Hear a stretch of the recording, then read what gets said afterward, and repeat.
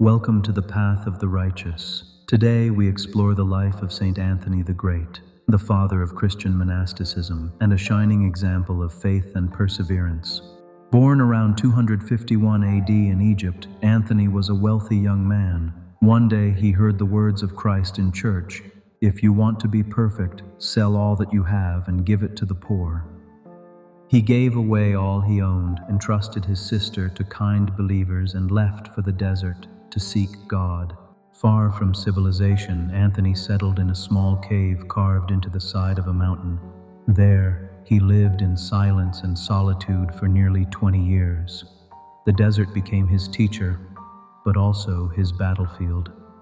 He struggled with hunger, exhaustion, and terrifying visions of demons, which according to legend came at night in monstrous forms. And yet he remained steadfast. Wild animals are said to have approached him calmly, drawn to his peaceful spirit.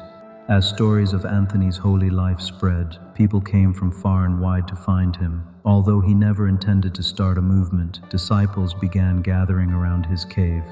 He taught them how to live simply in prayer, silence, poverty, and obedience. Thus was born Christian monasticism, not in grand buildings but in the wild simplicity of the desert. Anthony never learned to read or write, yet emperors and philosophers came to him for wisdom, including Emperor Constantine himself. Anthony's response? Calm and simple. Live like Christ, and you will find peace. Saint Anthony died at the age of 105 in the year 356. Fulfilling his final wish, his followers buried him in a secret location, which remained unknown for centuries. His life was recorded by Saint Athanasius, and his story continues to inspire monks, seekers, and spiritual wanderers to this day. One man, one cave, and a spiritual legacy that shaped centuries of Christian thought.